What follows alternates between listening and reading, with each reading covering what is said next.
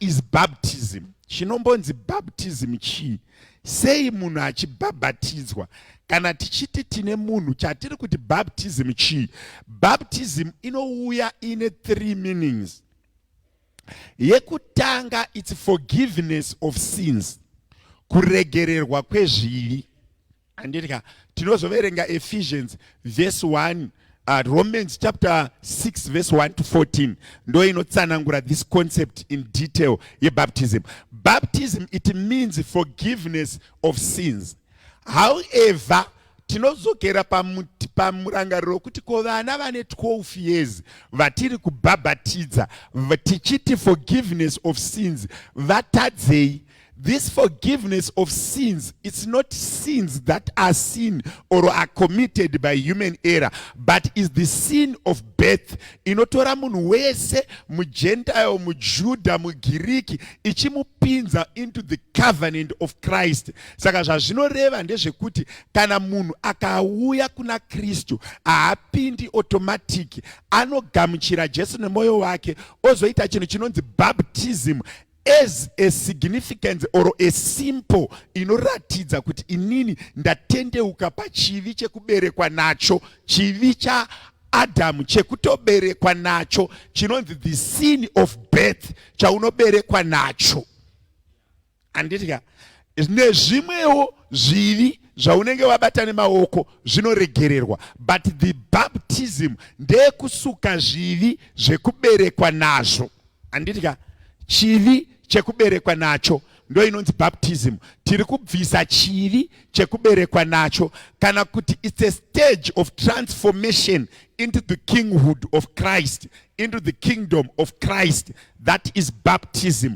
Kuregererwa kwezvivi zvemadzibaba, wonzi zvakabatwa usati waberekwa nechivi chemunhu chakanga chavakabva nacho kuchiunu chaAdamu, chakuregererwa nebaptism. Saka chekutanga, it's forgiveness of sins. Ukaverenga Jesu achiuya panyika anoitirwa forerunner anongotaura kuti regererwai pazvivi tisati tapinda pakingdom nyowani. Pari kunouya Christianity tichitransforma from Judaism, Judaism being taken from the word Judah, Judah being one of the sons of Jacob, the 12 tribes of Judah, and him being the 4th son of Leah before Rachel conceived. When Jacob was blessing his sons, anoti Reuben, Simeon na Levi, anovapa mazwi achivatorera udangwe maringe nekurarama kwake, ozopa simba pana Judha, oti Judha shumba yachabata dzimwe, inoti kana pakava nemuvengi uchambata pahuro, madzikoma ako nevamwe vese vachakupfugamira. Ndopanobva that derivation yekuti the tribe of is Judah, the lion of Judah, referring to Christ. Nekuti Jesu akaberekwa kumba ya Judah, kwete kwa Levi, kwete kwa Simeon, kwete kwa Joseph, kana kwa Reuben. Why Jacob asina kuzopa Joseph ukuru? Mwana airopafadzwa pamazuva iwayo, airopafadzwa achibva kumwana kumukadzi mukuru, which is Leah. Anditi saka ndo pakazouya Judah. Asi Jacob being a thief akazotora vana vaJoseph akavaropafadza as part of the 12 tribes. Anditi saka ndikuedza kutsanangurira mumwe munhu kuti baptism inobva kupi. Inobva ikoko nekuti tikanga tabva ipapo patiri kuti shumba yerudzi rwekwaJudha inobva ipapo. Saka tikasvika chekutanga kuregererwa kwezvivi. Anditi chechipiri, it's confirmation of our faith in Christ. Uri kuti iwewe pandiri kunyikwa mumvura ndiri kugamuchira Christ as a symbol of my savior. Pane zvinofanira kuitwa mukatariswa panoita covenant. Saka baptism is covenant of acceptance. It's a symbol that manifests covenant of acceptance of Christ. It's a symbol that marks covenant acceptance of Christ. kureva kuti kana taakuroorana tinopfeka ring as a symbol of covenant yekuti taakudanana. Anditi saka pakubhabhatidzwa it's a symbol of confirmation yekuti ndagamuchira Christ, ndava vashe. Hazviitwi nemuromo chete, unofanira kunyikwa mumvura. Ndichazotsanangura the format in which how baptism it is done physically on the ground. The third one, it's internal life in heaven. Urikuti inini I was carnal. I was man of the flesh. Ndine soul and flesh. Munhu akasikwa into three: the mind, the soul, the spirit, and the body. Saka kana usati wa baptized, the soul and the body are active. And this spirit in you, it's not activated. It's there, but it's not activated. So baptism iri kureva kuti ndazotora muviri wangu the soul, the will to do good or bad yakaiswa mumunhu, iri kuzosvika iyo yonosubmita to the internal man ari mauri akunokonekta iwewe nedenga as a symbol. Baptism, it's a symbol of activating the internal man in you, in preparation for you to go to heaven. Unofanira kunge vakabhabhatidzwa zvemweya zviri mauri zvakaactivatwa. Saka the baptism resemble the Trinity. The Trinity is the Father, the Son, and the Holy Spirit. Saka patino kubhabhatidza isusu kuAFM tinodzokorora the Trinity. Yatiri kuti muzita raBaba neramwanakomana neremweya mutsvene tichikunyika mumvura full immersion katatu. Anditi zvichiratidza futi iyo resurrection kuti patiri kukunyika isusu katatu, it can also give the 3 days ekuti Jesu akafa akamuka on the third day. Saka tiri kuti tiri kunyika kekutanga, kechipiri, katatu, kuresembla kuti wazo pari kufa Christ uri kunomuka pamwe chete naye. That also goes into way to symbolize how active your spiritual being is being activated in baptism.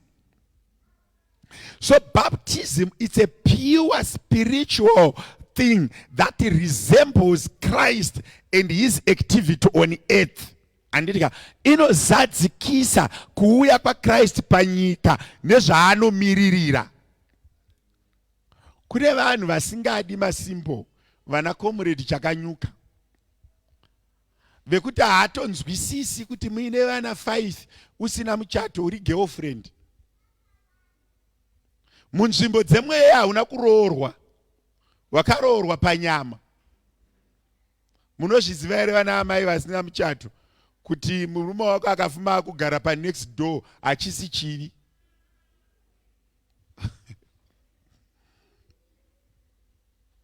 Ndidzokorore, kana musina muchato murume wako akaita pa next door akugara namai we pa next door achisi chivi, inongonzi transfer of residence.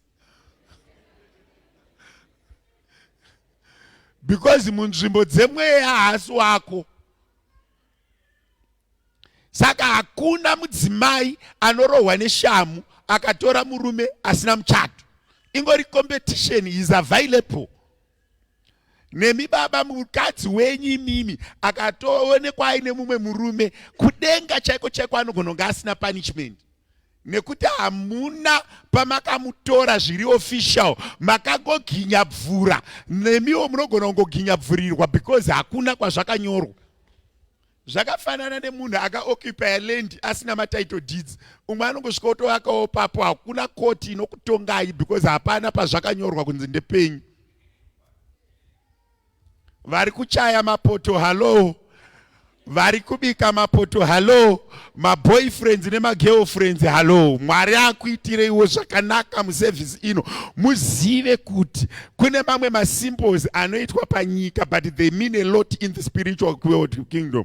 Kureva kuti pakati pano pane munhu atori nevana 5 asina mukadzi, but Tulani ane mukadzi. kana takuti how old is your marriage, yako inenge iri younger than yatulani, iwe uine vana 5.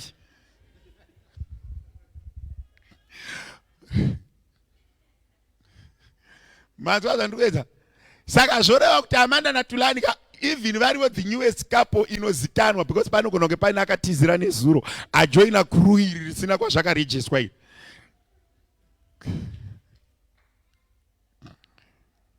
Saka haugoni kuti mufundisi nditukireiwo munhu uyu atora murume wangu usina marriage certificate because hapana covenant.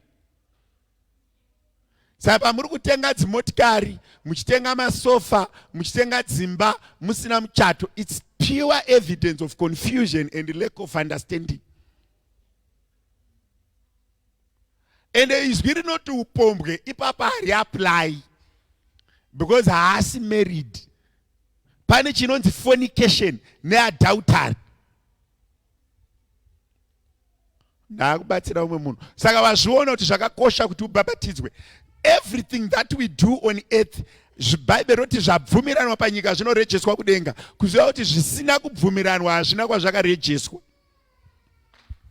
So just like marriage, vanhu vazhinji havanzwisise futi kuti kana ndichichata ndiri kurevei.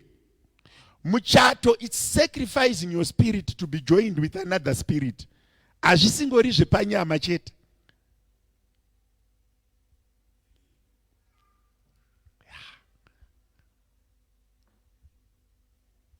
Ene muchato hakusi kudyiwa kwenyama, uye muchato hakusi kupembererwa nekuridzirwa radio kana kutorwa mafoto.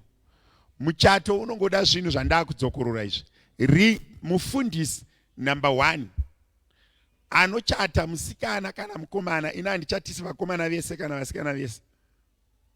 Ndati inini. Kana kune wamunochatiswa munoenda ikoko. Musikana kana mukomana ari kuchata, tikava vatatu tova nemarings patone muchato. Manzwa zvandikuedzera. Saka inini through the power invested in me ndogona kungochatisa vanhu tiri vatatu. Ini nevaviri vari kuchata nemaring kuti tiise simbo yekuti machata. Saka vese vasina kuchata havasi nyaya yokuti havana mari, havana kurongeka. Nebaptism atidi vanotiimbira praise and worship. Pabaptism panongoda inini newe nepekubhabhatidzira. Kana ene elder wandinenge ndaappointa kuti abhabhatidze zuva iroro. Asi ndikasamutuma akakubhabhatidza wanyikwa mvura.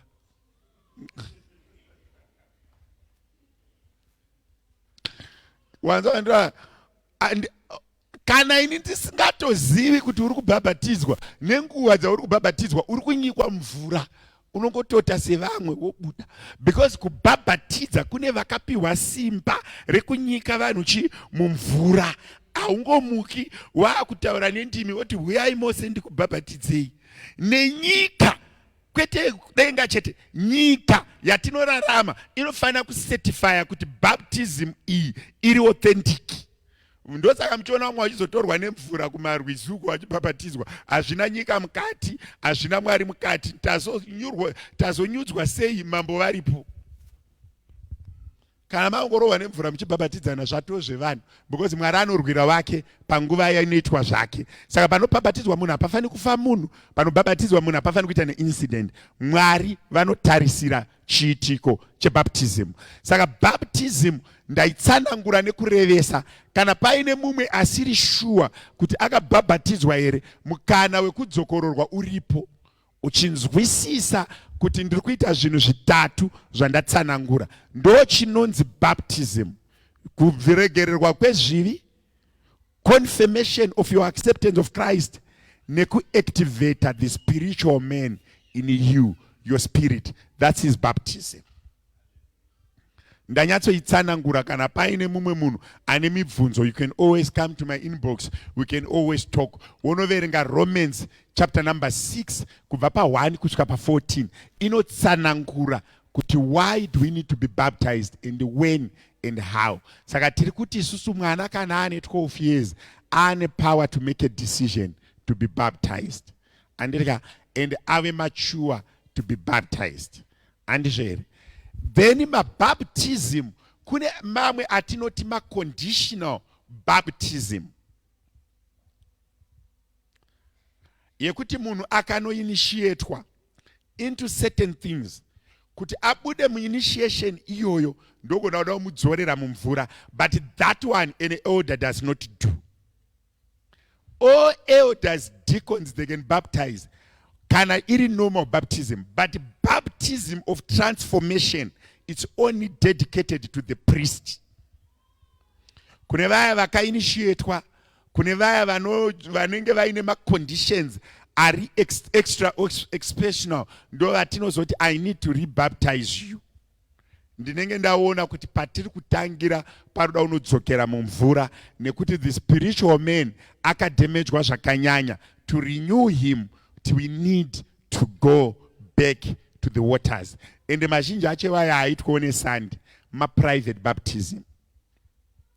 Kana yazongocoincidawo nesandi, then inogona kuitwa nesandi. Mamwe andakamboita before circumstance or conditional baptism, vanhu vane drug addicts, I've baptized a few before and it worked. Kuti Mwari taakuda moyo mutsva, ngatidzokerei zvakare kumvura tonokunda ikoko. Nekuti baptism pachezvayo, it's a very powerful symbol, ine a lot of meaning. Ukabhabhatidzwa watosiyana nemunhu asina kubhabhatidzwa. Munzvimbo dzemweya mavanhu vaviri vakasiyana. Zvakafanana nemuchato, munhu anobika mapoto nemunhu akachata, vanhu tu vakasiyana. Panoleka chinhu chinonzi respect kana muchibika mapoto. Ende kumadzimai it's a bit humiliating. Ndosaka muri kuona vamwe vakatotarisa pasi muno. Pane zvinhu zviviri zvinodzikisira mudzimai: kusabvisirwa pfuma, kutorwa mahara kunge mazhanje emusango amunosheya nemakudo, ende hakuna munhu anoisa mazhanje emusango mufiriji. Mafruits emufiriji, maapple, mabanana, mazhanje, tsubvu nemaroro hazviiswi mufiriji. Saka unoka uri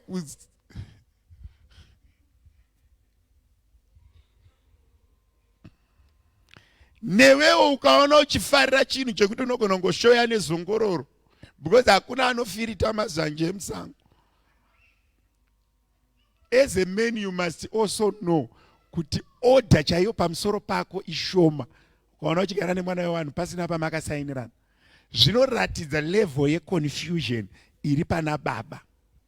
Don't expect that person kuzotenga chingwa every day ambotadza kusaina chete.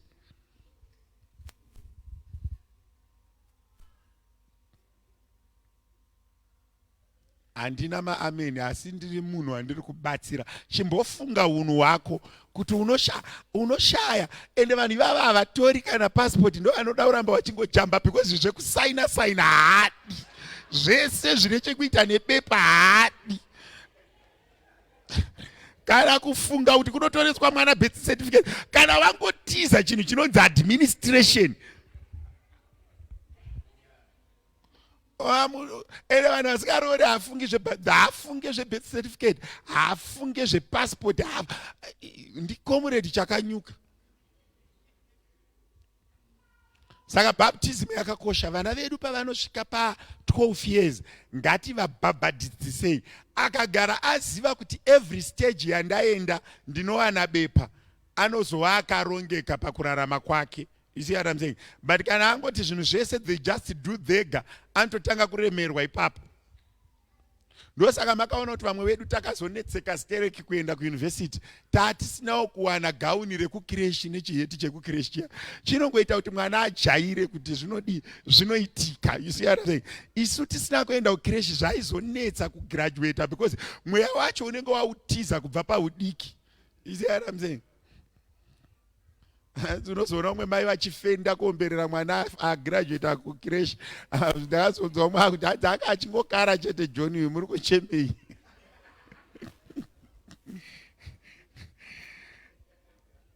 As baptism, it's something that is celebrated. You must keep your baptism certificate. You must keep the date you are baptized. Our baptism certificate as AFM, as an organization, it can work as an authentic document. It's serialized, it's registered. Every baptism, ratinaro isusu church, you can claim it. Ukarasa birth certificate rako, it can work as a true identity of birth. Andizere, rinoshanda as a true identity of birth. Mamwewo ma boarding schools, anoda kuti upinde pachikoro pavo wakabata baptism certificate, avatori mwana asina kubhabhatizwa, kana kuti mukavapa vanenge vakuzomubabatidza vachishandisa church iri inexistent. Saka kana paine mubvunzo sezvo iri teaching about baptism, ndichina another 2 minutes, ingondibvunza ndikupindure. Kana paine munhu ane mubvunzo about baptism, ndiri kutenda kuti mwedzi uno usati wapera ndichadzidzisa futi kuti what is marriage, what does it mean, and why do I want to do it. Zvinobatsira youth kunzwisisa kuti hembe dzinobviswa ndichishandisa bathroom, kwete kubvisira munhu asingazikanwi nevanhu kuita kunge gudo. Wakangofanana nembudzi inomuka yaane zamu, iwe uri munhu. Izvozvi pana Amanda naTulani tinenge tichiti tikagaragara totarisa padumbu, tikagaragara totarisa padumbu, nekuti takasumwa kwete kungomuka vaane mauta.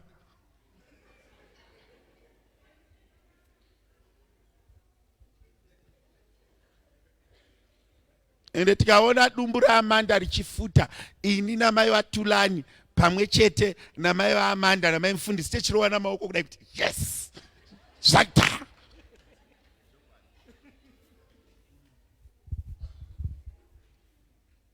Asi mukamuka maane mauta kunochemwa.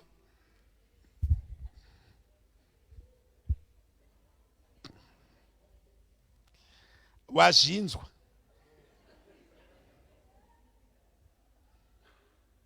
Ende pamwe pacho ka vanasikana, regai ndidzoke kuvanasikana, pamwe pacho unozouya kuna mufundisi, murume wangu uchinyepa, anenge asi murume wako haana kumbobvisa kana 1 rand, iti mukomana wandinogara naye ndinamate zviri nani, because pandinonamata ndichiti murume wako haunamiri munamato wacho, nekuti ndezvemweya, zvinoenda pane mweya.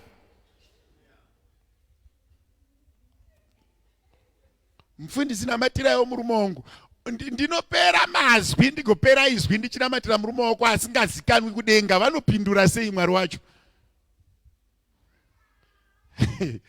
Vakaipa vese vasati vabvisirwa kana sendi muine vana, tinokugamuchirai sababa namai. Asi kana maakukumbira munyengetero, usati murume wangu, taura zita rake ndingomunamatira kuti angonzwisisa, because kana tikati murume wako asinganzikanwi munzvimbo dzemweya, hatinzikwi nemweya.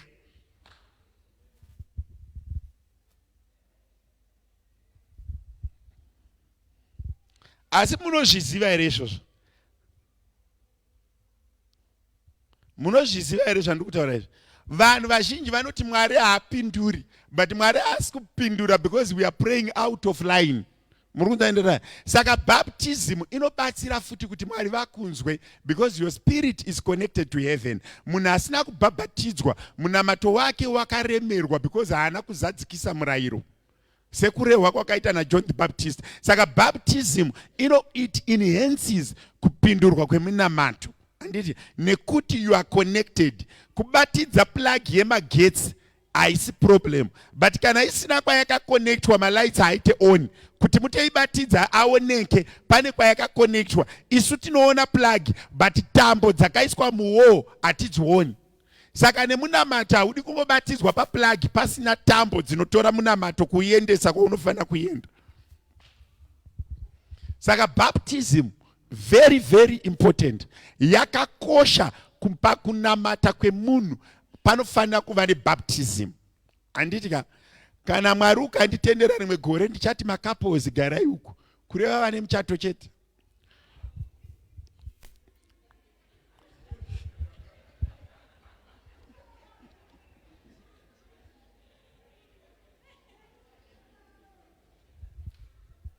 Ngoti vakaroorwa nekuroorana garai uku, vasati vane nyaya dzavasati vagadzirisa, ndozoti apa ndo panokwana vane nyaya dzavasati vagadzirisa, uyai apa.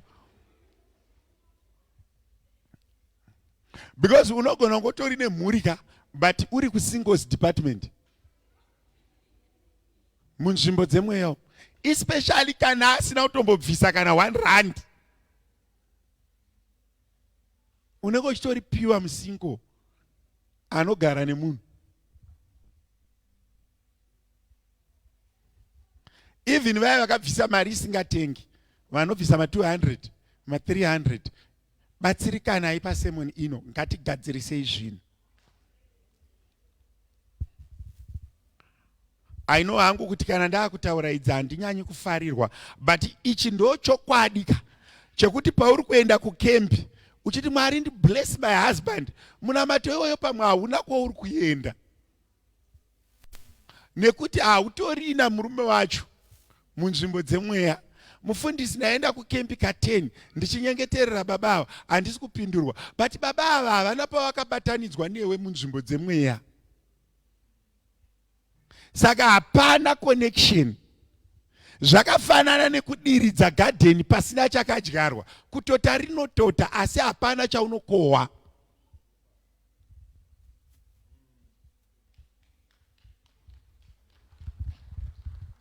Saka panoda kamwe kalinki kanodiwa, ende kuna vakadzi vane zvivindi zvekupfeka zvekutosunga wivi, haadi kuchata. Wivi yavakatanga kuisa kubva zvamakatanga kubika mapoto yanga yatokwana mari yemuchato. Ukabvunzwa kuti what do you want this year, nemunhu wauri kugara naye, nditengere mapoto, nditengere mota, but ari kukutengera sani because you are not married. Kasaidi chiki kanogarwa nako mazuva ese.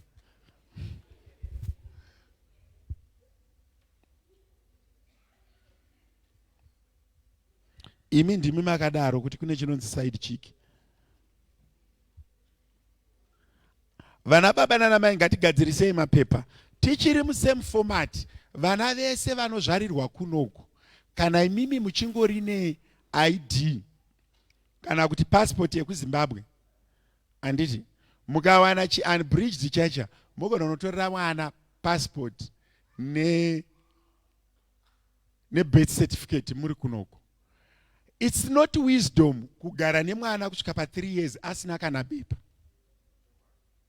Can I repeat this? Regai kunyanya kufarira matake away musati magadzirisa zviri important.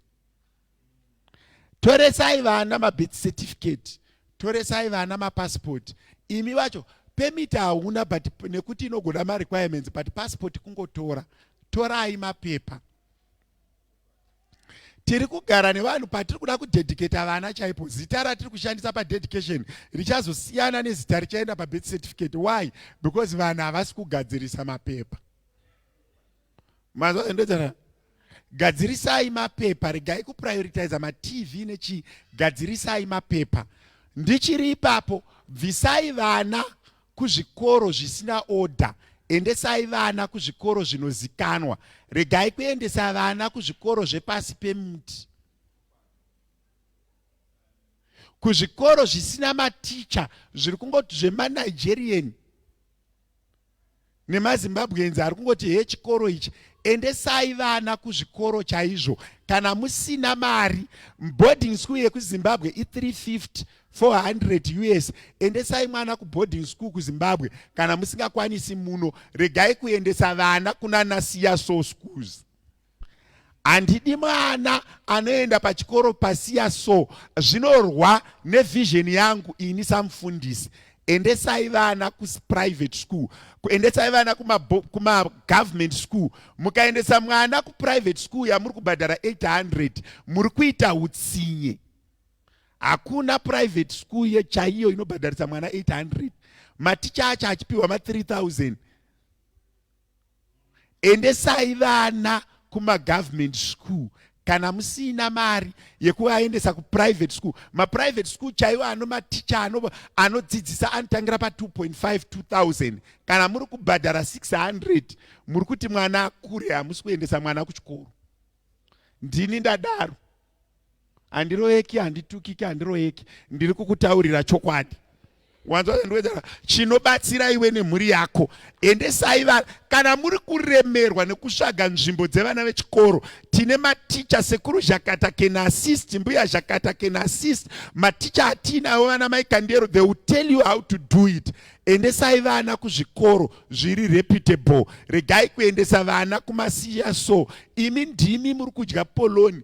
Nekuti muri kuenda kubasa, gadzirai ramangwana revana. Ndine problem nevanhu vari kubhadharira vana ma600.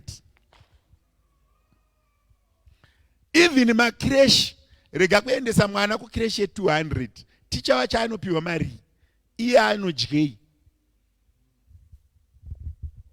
Usafarire zvemahara. Don't be a specialist in free things. Endesai vana. Kana ukatakura nhumbu yausingagoni kuzokumbirira Mwari kuti akubatsire.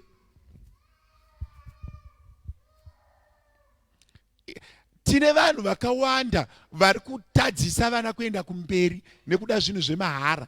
Unorukwa musoro, munotoya pano makapfeka masutu, mobhadharira vana ma300, ma350, moti mwana ari kuenda kuchikoro. Ngatibhadharei mari inoshanda. Makireshi chaivantangira pa1000. Usaendese mwana kukireshi kwekuti angonotambwa naye.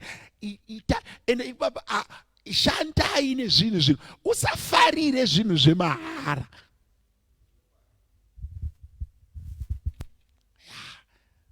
Ndakutopedza, ndakuda kuzoparidza manje ramunofarira. Asi iri rinokuraramisa iwe nemhuri yako pamazuva ako epanyika. Ndaimbozvifunga ndikati hakuna here chivi chinonzi sin of omission. Do you know what is sin of omission? Sin of omission, it means kuti hauna chavatadza but warega kuita zvawaifanira kuita. Manzwa ndikuedzera. Sin of omission, hauna chavatadza but waregedza kuita zvawaifanira kuita. That sin of omission, vazhinji wedu we are guilty of it. Kune vanhu vanobereka vana vasingafungi kuti vanokura sei. Kana waita mhuri iwa nebedeni, vana baba ndoda kubatsira yapa. Vana baba vazhinji havaendi kudenga. Kwete nekuti vaputa mbanje kana kuti vaita chimwe chinhu, havangoendi kudenga nedhimoni reunyopi. Unoita baba vakakwana vasingarwari pfungwa, vanoita 5 years usina kumboendesa mhuri out kunodya. Uri munhu akaita sei? How you don't pay fees? A coward father.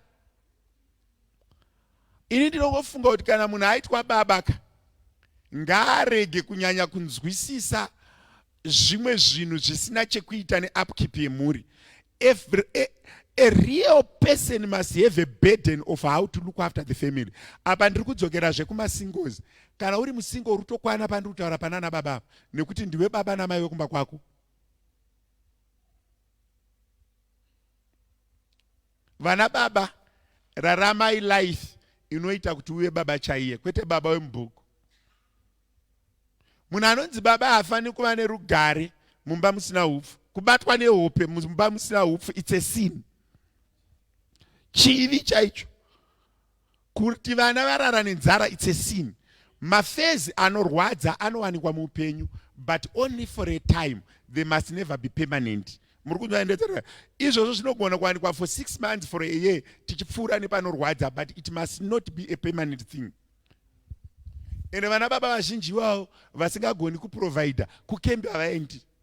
Timu iroro hariendi kukembi, iri risingaprovidiri hariendi kukembi, kunonamata hariendi, nerichirowa magwinya iwayo harina basa nezvimwe zvakawanda. Saka nyaya yedocumentation nekurongeka ine zvakanyanya kunaka. Chirega indi transforme ndigoenda hangu kunoparidza, Mwari vatiitire zvakanaka. Ndichibva pandiripo, kana pasina mubvunzo Mwari akuitirei zvakanaka. All right, you can ask. Vavachivese muka kubva kuhope zvobatsira.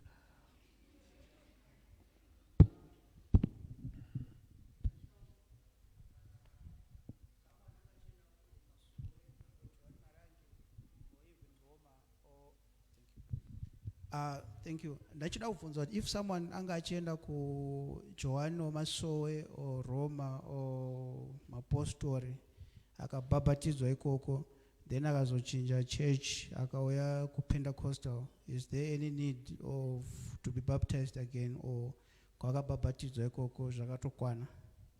All right, it's a powerful question. Pane ma church atisingaiti rebaptize. Inini pema personally, I don't baptize people from Roman Catholic, Anglican, my mainline churches, but their doctrine is true because they believe in resurrection. And my pastors, eku Roman Catholic, my bishop, my fathers, eku Anglican, Methodist, Zayoja, and some form of training. Madzibaba tinokubhabhatiza zvakare because madzibaba anongomuka ari madzibaba haana kwaakarejestwa,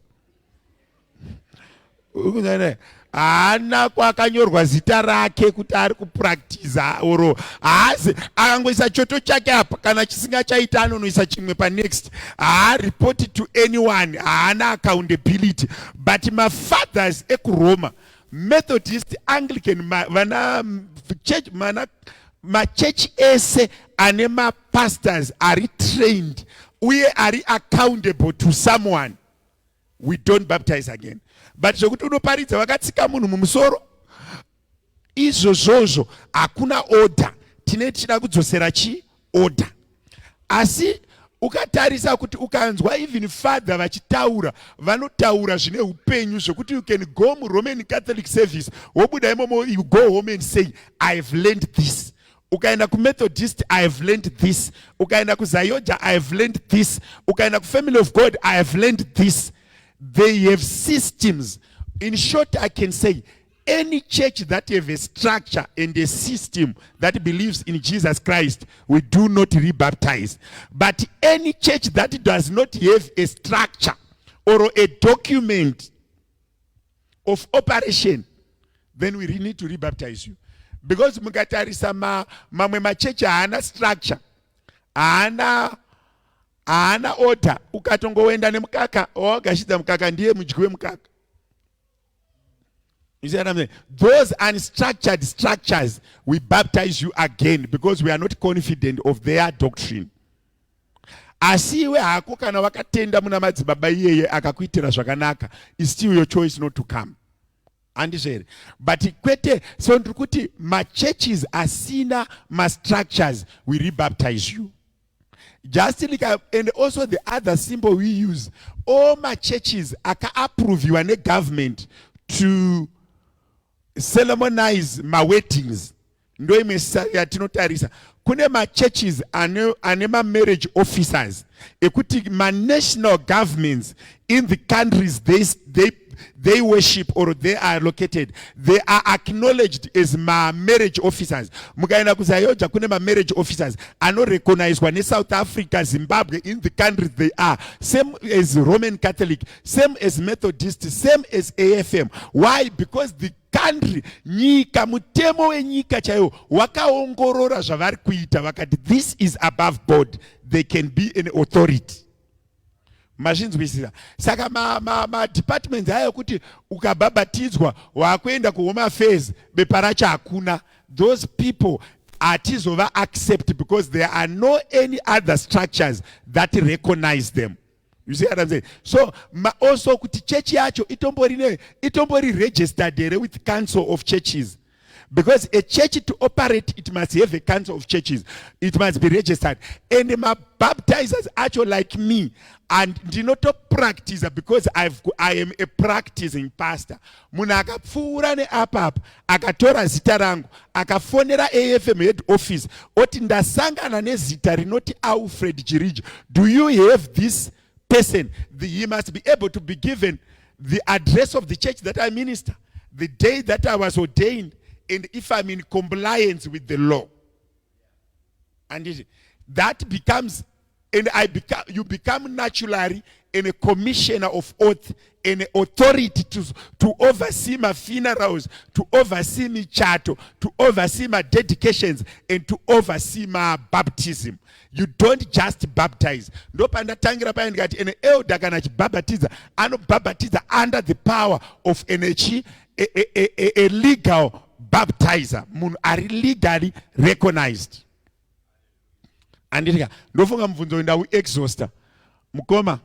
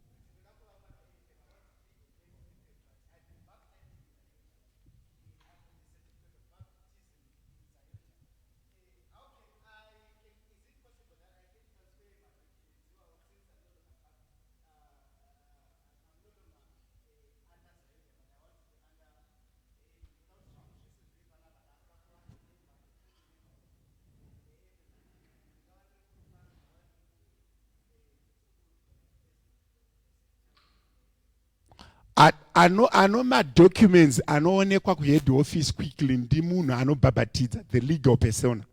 Imimi munotofana kuenda ne baptism certificate racho kuti rinoscanwa rionekwe serial number.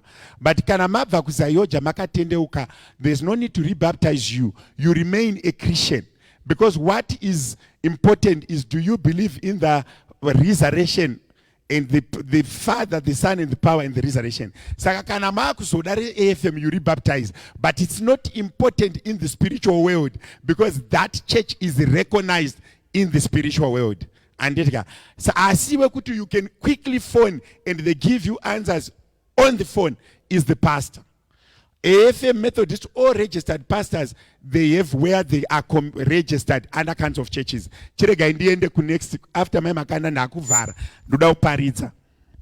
But it is very important to have this clarity so that at least we do things that we understand.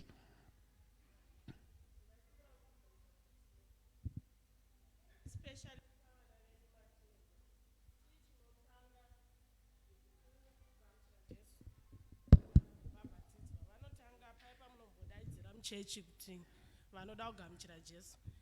Should they suppose vanofana kutanga here kuya kuzogamuchira Jesu then vonobhabhatidzwa, or vanotanga kubhabhatidzwa then vozogamuchira Jesu?